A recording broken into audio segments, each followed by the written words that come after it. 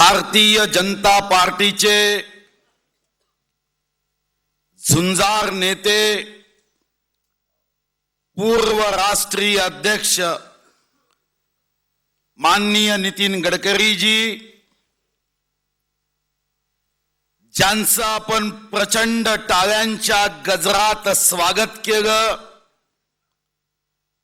असे महाराष्ट्राचे नवीन कर्णधार आदरणीय आमदार देवेंद्र फडणवीस जी, विधान परिषदेचे विरोधी पक्षनेते आदरणीय विनोद तावडे जी, आदरणीय सतीश जी, आदरणीय राज पुरोहित जी, आदरणीय रवि जी, आदरणीय पूनमताई, मंचावर उपस्थित इतर सर्व आदरणीय मान्यवर नेते पदाधिकारी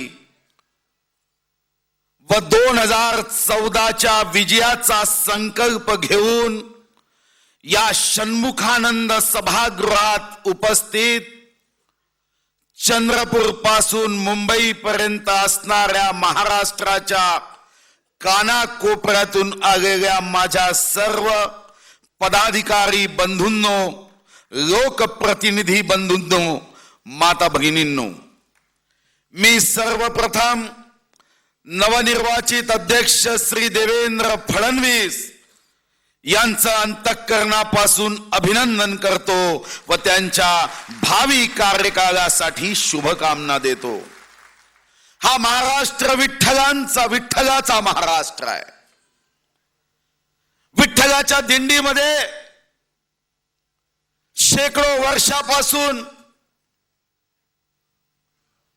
एक पालखी नेणारा दुसऱ्या पिढीच्या खांद्यावर पालखी देत तो तिसऱ्या पिढीच्या खांद्यावर देण्याची परंपरा या महाराष्ट्रामध्ये आहे. केंद्रामध्ये भारतीय जनता पार्टीचं हेच वैशिष्ट्य आहे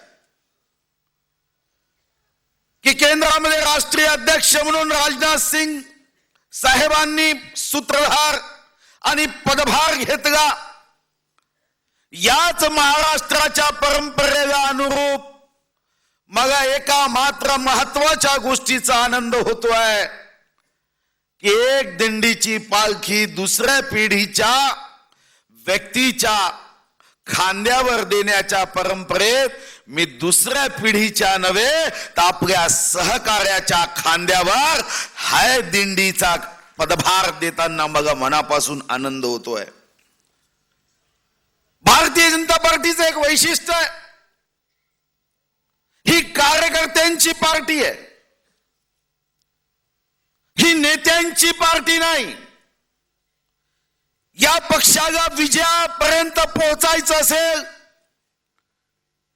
तर कार्यकर्त्यांच्या शक्तीच्या आधारावरच पोहोचता येतं. आणि म्हणूनच या पक्षामध्ये सामान्य कार्यकर्त्याला संधी प्राप्त होते. माझ्या कार्यकारिणीतला एक सहकारी म्हणून देवेंद्रजीचं महामंत्री पदाचं उत्तम काम मी बघितलंय. विधानसभेचा सहकारी म्हणून एक अतिशय अभ्यासू आक्रमक आमदार म्हणून श्री देवेंद्रच्या कार्याचा मला परिचय आहे. एक अभ्यासू तरुण तडफदार उत्साही कार्यकर्ता म्हणून, एक कुशल संघटक म्हणून हा एक सामान्य कार्यकर्ता महाराष्ट्राच्या या सिंहासनापर्यंत पोहोचला. तो दिवस दूर नाही की सामान्य माणूस 2014च्या सत्ता परिवर्तनानंतर देवेंद्रजीच्या नेतृत्वामध्ये महाराष्ट्राच्या सिंहासनावर पोहोचल्याशिवाय राहणार नाही. खरं तर मी नशीबवान आहे. मला इतकी चांगली टीम मिळाली की माझा एक महामंत्री विरोधी पक्षनेता झाला, दुसरा महामंत्री प्रदेश अध्यक्ष झाला. गिरीश महाजन, तुम्ही ही चिंता करू नका. कुठं आहे गिरीश? जे माझ्या कार्यकारिणीत होते ते निश्चितपणे आकाशाला हात गावतील इतकी ताकद असणारे कार्यकर्ते हे माझ्या टीम मध्ये होते. हा माझ्यासाठी अभिमानाची बाब आहे. हे खरं आहे की या पक्षात नितीनजी तुम्ही सांगता ते खरं आहे की या पक्षामध्ये कोणाला मागायला कधी जावं लागत नाही. मी 3 महिन्यात कधी देवेंद्रला अध्यक्ष व्हावं म्हणून दिल्लीच्या चक्रा मारताना बघितलं नाही. राज्याच्या कोणत्याही नेत्याकडे जाण्याची गरज सुद्धा देवेंद्रला पडली नाही. जेव्हा मी अध्यक्ष झालो मीही कोणाही कडे गेलो नव्हतो. या महाराष्ट्राचा नव्हे देशाचा भाजपचा एक नेता बनू शकणार नाही की पद मागायला भारतीय जनता पार्टीमध्ये जावं लागतं. सहजपणे या पक्षामध्ये एका कार्यकर्त्याकडून दुसऱ्या कार्यकर्त्याकडे, दुसऱ्या कार्यकर्त्याकडून तिसऱ्या कार्यकर्त्याकडे हे पद जात असतं. पण मी पक्षाचा आभारी आहे की 3 वर्ष भारतीय जनता पार्टीचा अध्यक्ष म्हणून पक्षाने न मागता जबाबदारी दिली. आणि नुसतं जबाबदारी नाही, हे माझं भाग्य पुन्हा होतं की राज्य तर सत्तेत यावं, पण तेव्हा केंद्रात जर आपलीच सत्ता असली तर राज्य अजून वेगाने चालवता येतं. राज्याचा अध्यक्ष जेव्हा झालो तेव्हा केंद्रातही आपलीच सत्ता होती. नितीन गडकरी राष्ट्रीय अध्यक्ष होते आणि म्हणून मला सहजपणे हे काम करता आलं. छोट्या महाराष्ट्राच्या टोकावर असणाऱ्या चंद्रपूर सारख्या जिल्ह्यात, नक्षलवादी जिल्हा, कधी मीही विचार केला नव्हता की आपल्या या सर्व कार्यकर्त्यांच्या समोर मी अशा मंचावर उभा राहून अध्यक्ष म्हणून भाषण देऊ शकेल. पण या पक्षाने मला अध्यक्ष केलं. मी प्रयत्न केला 3 वर्ष माझ्या मर्यादेत, माझ्या शक्तीत काम करण्याचा. महाराष्ट्रभर मला फिरता आलं. हे या पक्षाचे अनंत उपकार आहे, ऋण आहे. जो स्नेह परिवार होता त्या स्नेह परिवाराचा विस्तार झाला. ज्या पुण्यामध्ये एखाद्या कार्यकर्त्याशी सुद्धा माझा परिचय नव्हता, त्या पुण्यात, पिंपरी चिंचवड, सातारा, कोल्हापूर, नाशिक, धुळे, नंदुरबार यासारख्या जिल्ह्यामध्ये सुद्धा कार्यकर्त्यांचे संपर्क आला, सहवास आला, फिरता आलं. सामान्य कार्यकर्त्याचा भारतीय जनता पार्टीवरचं प्रेम बघता आलं, भारतीय जनता पार्टीवरची निष्ठा बघता आली. आणि याच कार्यकर्त्यांच्या मदतीने मग कधी माफिया राज हटाव महाराष्ट्र बचावचा कार्यक्रम असेल,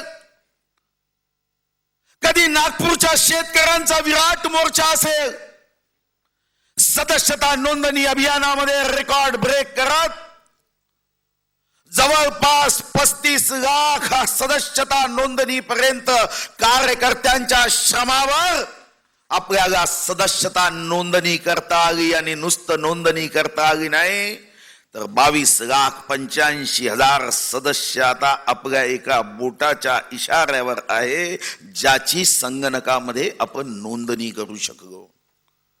अमरावती पदवीधर मतदारसंघ जिंकता आला, नागपूर शिक्षक मतदारसंघ जिंकता आला.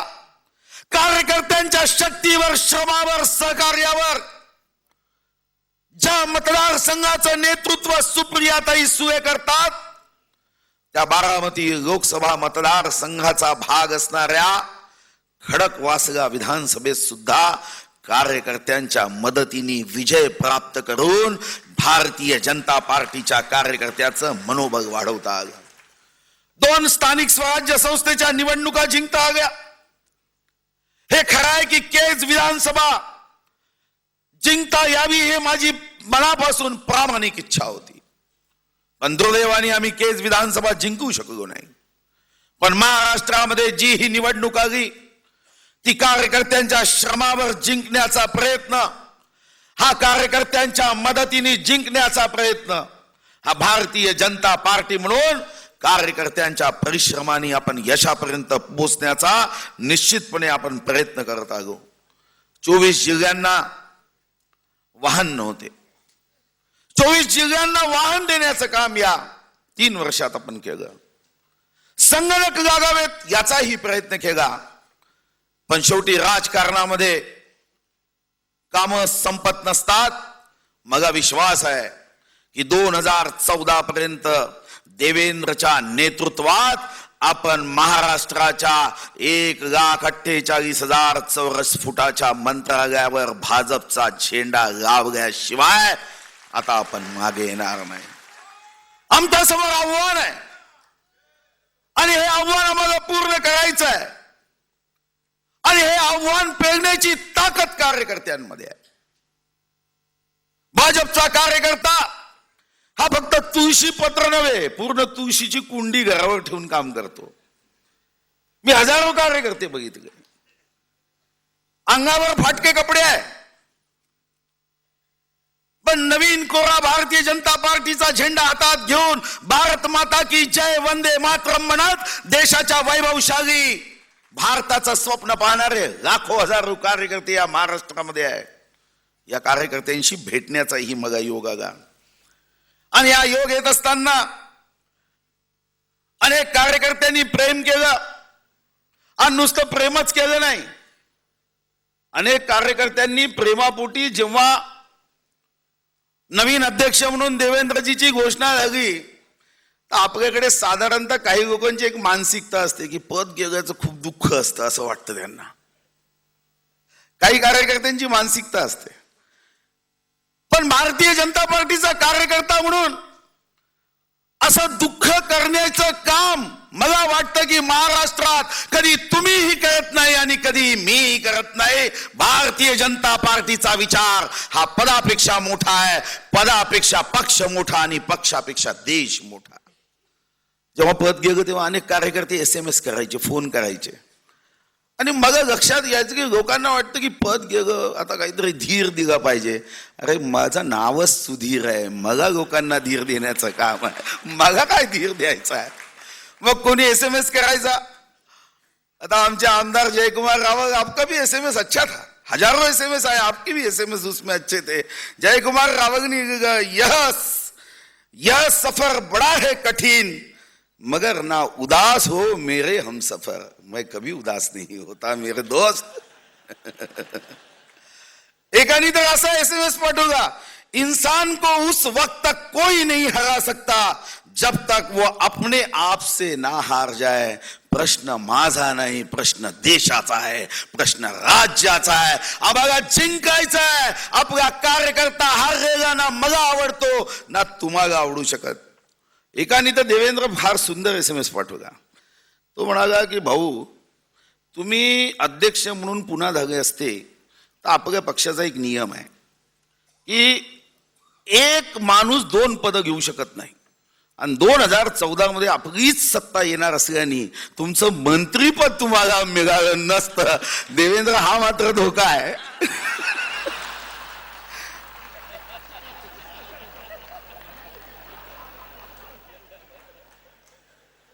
एकाने तर माझ्याच भाषणाच्या जळगावच्या भाषणाचा सच परेशान हो सकता है मगर पराजित नहीं हो सकता.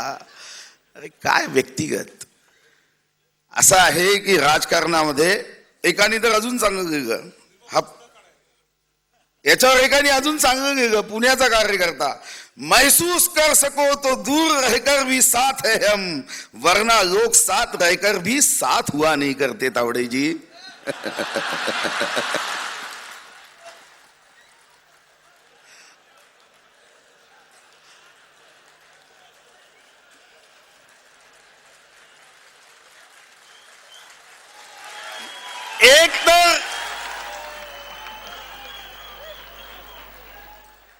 एक तर कार्यकर्ता त्या दिवशी त्याचाही अनुभव घेतला तावडेजी. मी मिस कॉल करायचा 1 2 3 4 5.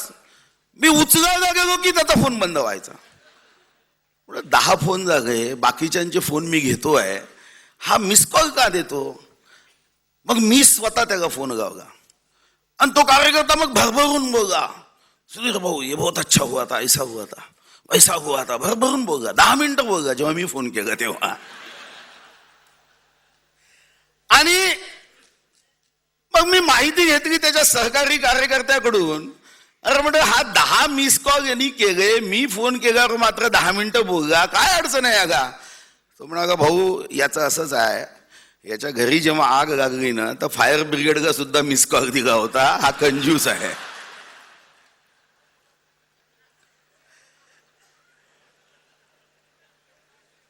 खरं तर बंधूंनो, आज आपल्या समोर 2014चं आव्हान आहे. जेव्हा मी कार्यकर्त्यांना भेटतो तेव्हा कार्यकर्त्यांच्या मनात एकच भावना आहे की आम्ही दुर्दैवाने महाराष्ट्रात 1999ची निवडणूक जिंकू शकलो नाही, 2004ची निवडणूक जिंकू शकलो नाही, 2009 मध्ये भारतीय जनता पार्टी यशस्वी होऊ शकली नाही. कार्यकर्त्यांच्या मनात आता 2014ची निवडणूक म्हणजे डू ऑर डाय, जिंकू अथवा मरू, याशिवाय या निवडणुकीत दुसरं चित्रच होऊ शकत नाही. ही निवडणूक कोणी मुख्यमंत्री व्हावा, कोणी उपमुख्यमंत्री व्हावा, कोणी लाल दिव्याच्या गाडीत बसून मंत्री व्हावा, याकरता 2014ची निवडणुकीकडे आपण बघत नाही. कोण मुख्यमंत्री होईल, कोण उपमुख्यमंत्री होईल, कोणाच्या मनात इच्छा आकांक्षा आहे, यावर 2014ची निवडणूक नाही.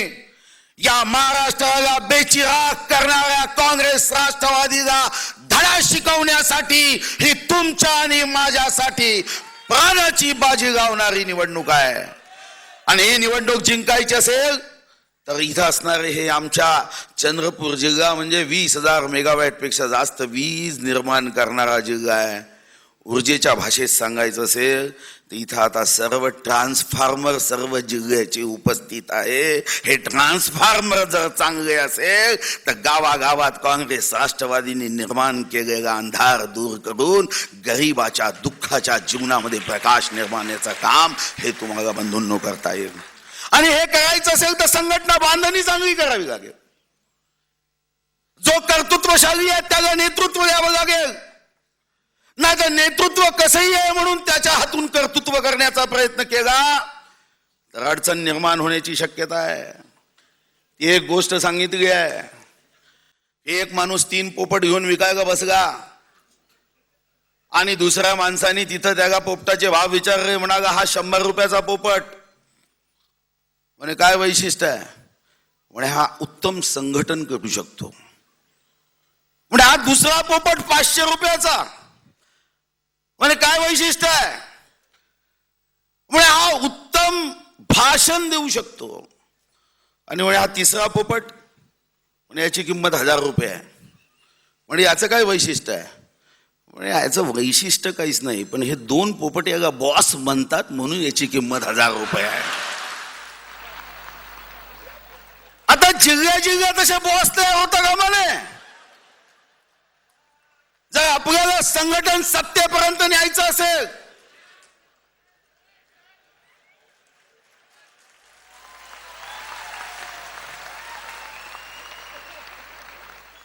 आणि म्हणून बंधूंनो हे खरं आहे की आपल्याला मन मोठ्या संघटनेचा पदाधिकारी म्हणून कार्यकर्ता म्हणून आपल्याला केलंच पाहिजे. जॉर्ज बर्नार्ड शॉची ती प्रसिद्ध गोष्ट आहे की एका निरुंद गल्लीत जिथून एकच माणूस जाऊ शकतो, जॉर्ज बर्नार्डच्या समोर एक व्यक्ती आला. आता रस्ता या गल्लीतून हा पहिले की तो पहिले? जॉर्ज बर्नार्ड शॉकडे पाहून तो माणूस म्हणाला कि मैं मूर्खों को मैं प्रथम रास्ता नहीं देता.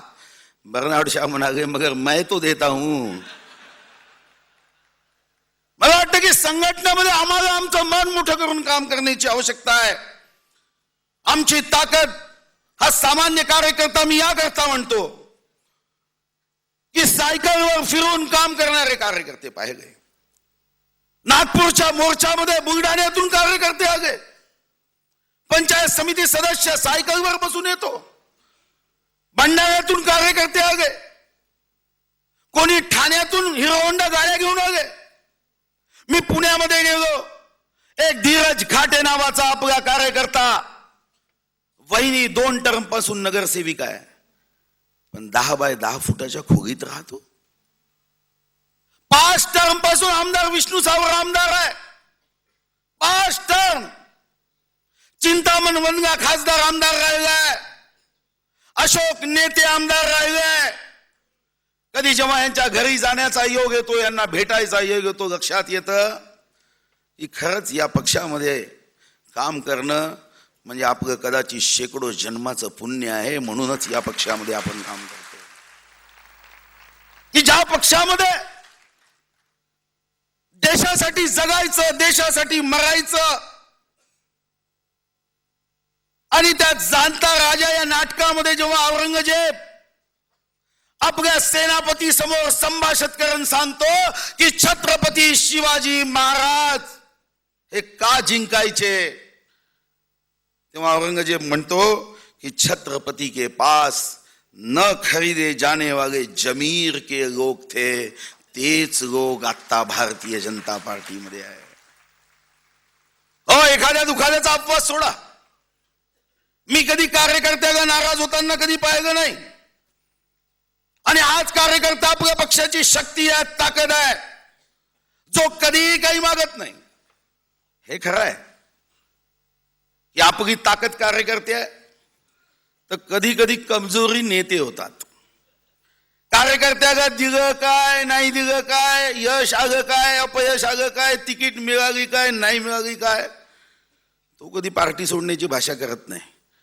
पण माणूस जितका मोठा होतो त्याला एवढूसही मनाविरुद्ध झालं की तो ना मैं पार्टी छोड़ दूंगा.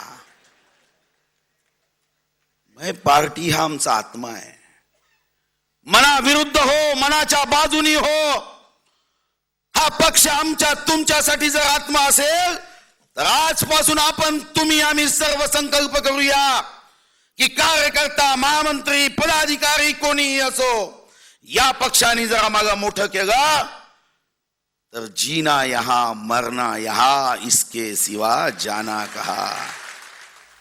आपल्याला या पक्षात जगायचं, या पक्षात मरायचं आहे.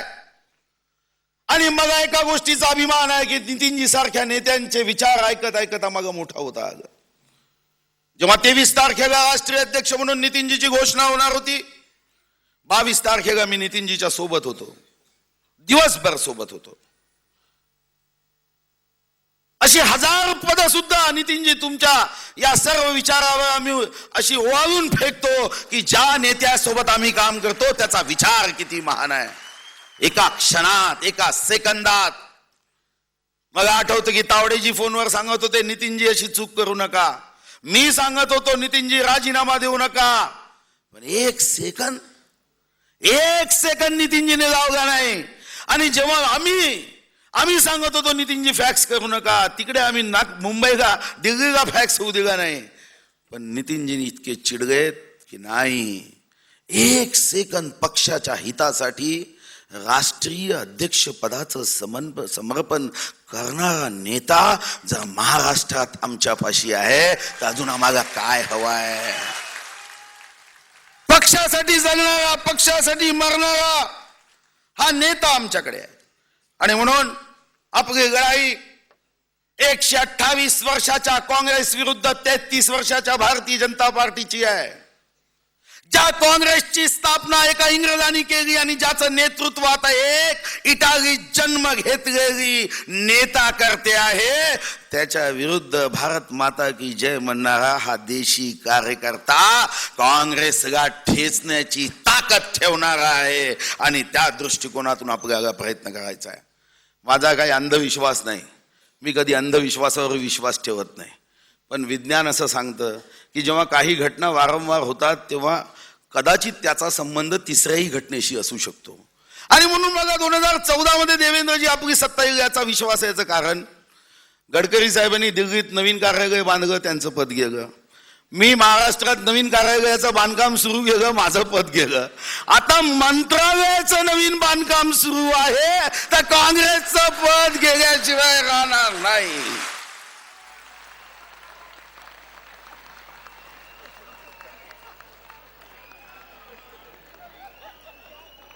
बरोबर ना? हा तरुणांचा महाराष्ट्र आहे, हा तरुणांचा महाराष्ट्र आहे.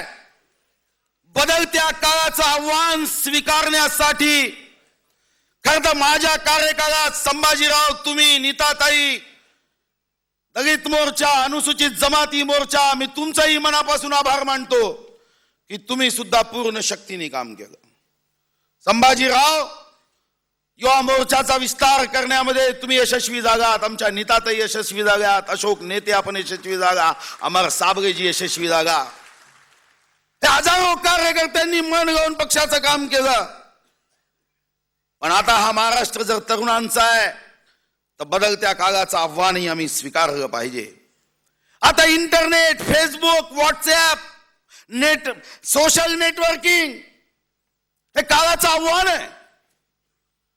दिल्ली बलात्काराच्या केसमध्ये ट्युनिशिया, इराण या सर्व देशांनी सोशल नेटवर्किंगनी एक मोठं परिवर्तन केलं आहे.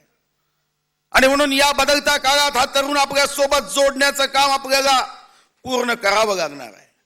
आज महाराष्ट्राची अवस्था वाईट आहे. एवढी वाईट अवस्था आहे की नितीनजी तुम्ही SMS वाचता, मी वाचतो SMS वर, मलाही अनेक जोक येतात.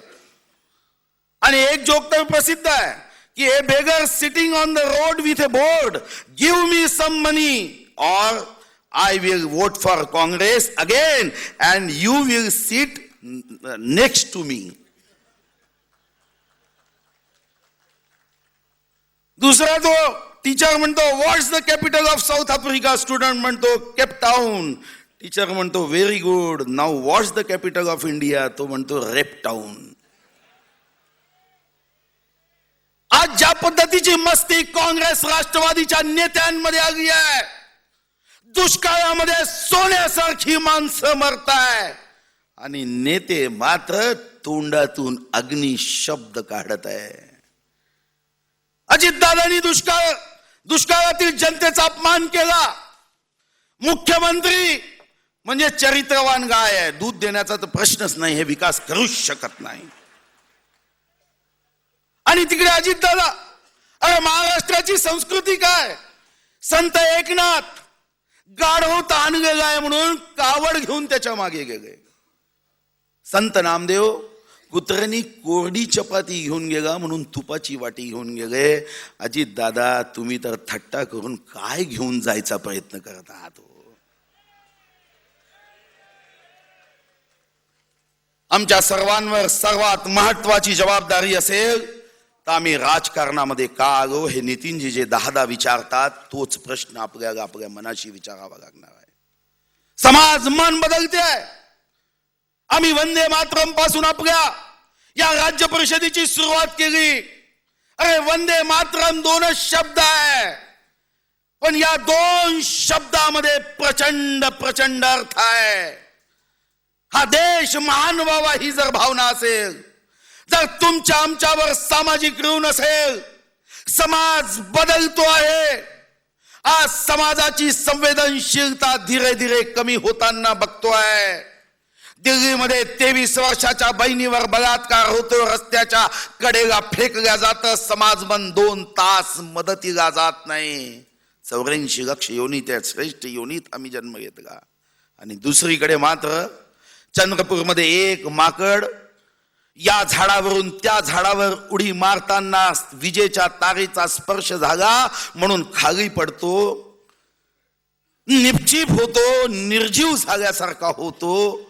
तर त्या रस्त्यावरून त्याला सायकलचा आणि स्कूटरचा धक्का लागू नये म्हणून 25 माकडे एकत्र येतात, दात विचकतात, लोकांना भीती दाखवतात.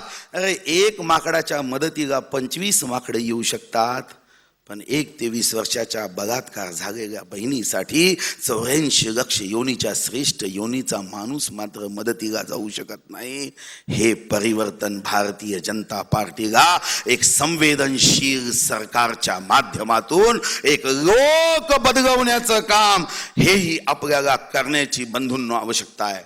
आणि माझा विश्वास आहे की देवेंद्र म्हणजे देवाचा राजा इंद्र, आणि देवेंद्रच्या नेतृत्वामध्ये आपण या षण्मुखानंद हॉल मध्ये संकल्प करूया की 2014 मध्ये केंद्राची सरकार आणताना या महाराष्ट्रातून राजनाथ सिंग साहेबांनी जाहीर कौतुक महाराष्ट्राच्या कार्यकर्त्याचं केलं पाहिजे की देशाचा पंतप्रधान होण्यासाठी जर कोणी मदतीला आले तर सर्वात जास्त खासदार महाराष्ट्रातून निवडून आले असं राजनाथ सिंगांनी जाहीर कौतुक करण्यासाठी कार्यकर्त्यांना देवेंद्रजीच्या नेतृत्वात काम करावं लागणार आहे.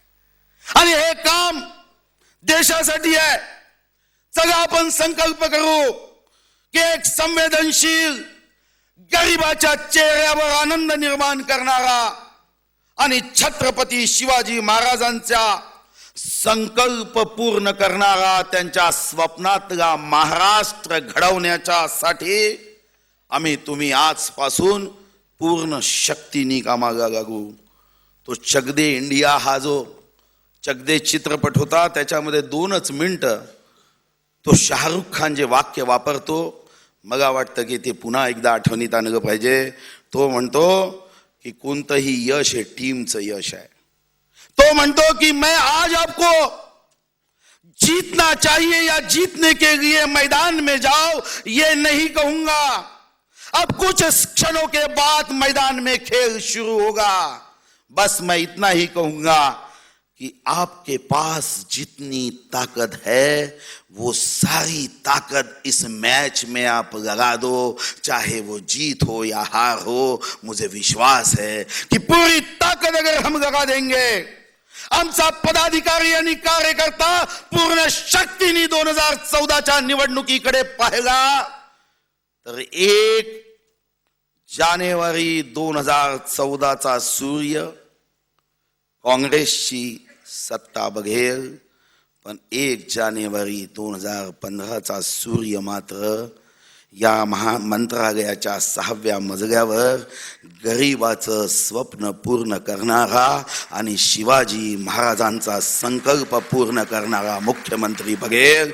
आणि हा विश्वास घेऊन तुम्ही आम्ही सर्वांनी पुढे जावं. मी पुन्हा एकदा आपल्या सर्वांचा मनापासून आभारी आहे की 3 वर्ष जे आपण माझ्यावर प्रेम व्यक्त केलं, मी आपल्या परिचयाचा नसताना शेवटच्या चांद्यापासून बांद्यापर्यंत असणाऱ्या महाराष्ट्राच्या शेवटच्या टोकावरून आल्यावरही छोट्या छोट्या गरीब कार्यकर्त्यांनी, विधानसभा सदस्यांनी, या ठिकाणच्या पदाधिकाऱ्यांनी जे पद, जे प्रेम हे माझ्यावर व्यक्त केलं, मी या जन्मात हे तुमचे ऋण कधीही विसरू शकणार नाही. आणि तुमच्या प्रेमाची आम्हाला शपथ आहे की अपक्ष सत्तेवर येईपर्यंत आम्ही कधीही शांत बसणार नाही. सारी ताकद गाऊन 2014 मध्ये काँग्रेस राष्ट्रवादीला या मंत्रालयापासून उखडून फेकू. काँग्रेस राष्ट्रवादी मुक्त महाराष्ट्र घडवण्यासाठी ताकद गाऊ. आणि देवेंद्रजी, तुम्हालाही एक मित्र म्हणून, एक सहकारी म्हणून मनापासून शुभकामना.